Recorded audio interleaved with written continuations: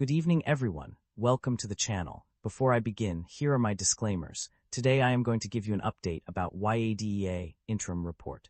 YADEA Group Holdings Limited offers a diverse range of businesses and services, including development, manufacture, and sale of electric two-wheeled vehicles under the YADEA brand, related accessories such as batteries, chargers, and other parts, technical services for electric two-wheeled vehicles, sale of consumer products, e-commerce sales through third-party platforms, offline sales to customers, export of products, retail operations in Thailand through company-owned stores. The steady increase of YADEA's stock price over the past year can be attributed to several factors. Despite a decline in annual profits for 2024, the company's strong half-year results in 2025, with revenue growth of 33.1% and profit attributable to shareholders increasing by 59.5%, contributed significantly to the upward trend. The expansion into new markets, such as Thailand, and the launch of innovative products featuring sodium batteries also boosted investor confidence. The electric two-wheeler market's rapid growth, driven by government initiatives and advancements in battery technology, further supported YADEA's stock price increase. Analyst projections from Gusen Securities and Kayuan Securities, which forecasted strong operating income and net profit for the first half of 2025, also played a role. However, it is worth noting that the decline in annual profits for 2024 and the subsequent profit warning issued by YADEA Group may have contributed to some volatility in the stock price.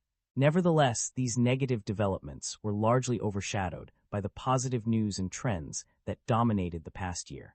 The primary drivers of revenue growth or decline can be identified through a review of the financial summary.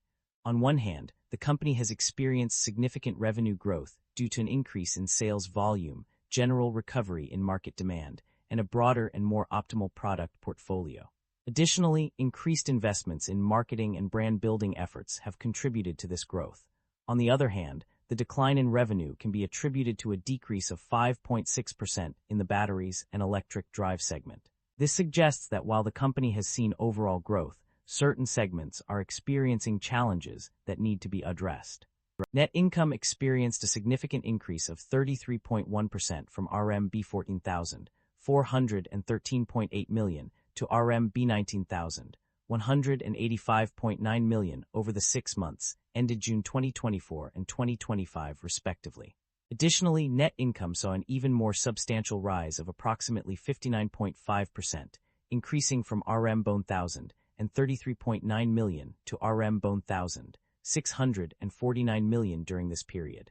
Profit margins also underwent a notable change, with gross profit margin rising from 18% to 19.6%.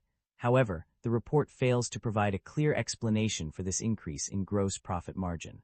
The company is generating a significant amount of positive operating cash flow.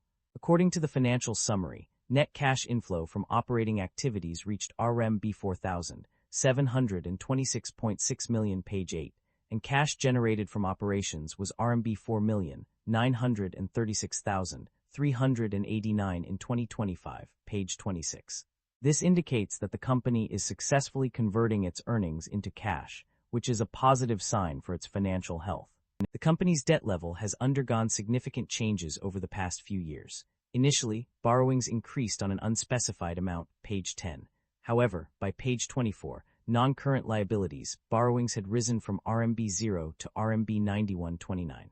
Furthermore, by page 40, financial liabilities, borrowings had surged by a substantial plus 1.68 billion, reaching RMB 2,576,620. In contrast, interest expenses have not shown a significant change. Interest paid in 2025 was RMB 13,453, which is actually lower than the RMB 9037 paid in 2024. This indicates that despite the substantial increase in debt levels, the company's interest expenses have remained relatively stable. The company's financial performance reveals a mixed outcome across different segments. Notably, the electric vehicles and related accessories segment demonstrated significant growth, with revenue increasing by 31% and gross profit margin rising to 19.6%. In contrast, the batteries and electric drive segment struggled, experiencing a substantial decline in revenue of approximately -99%. These contrasting results highlight areas of strength and weakness within the company's operations. Management is optimistic about the company's outlook, emphasizing long-term growth through initiatives such as new product development, cost controls, and brand promotion. The strategy focuses on sustainable growth, innovation, and capturing, evolving consumer preferences to maintain momentum and expand globally. YADEA aims to solidify its leadership position in the electric two-wheeled vehicle market and deliver long-term value to shareholders. The company has a history of paying dividends to its shareholders. In the past year, it declared both a final dividend and a special dividend, totaling 45 HK cents per share. Additionally, the company has set aside funds for future dividend payments in 2025, indicating a commitment to rewarding its investors through regular distributions. Concerns surrounding inventory buildup. The financial summary reveals a pressing concern regarding inventory buildup.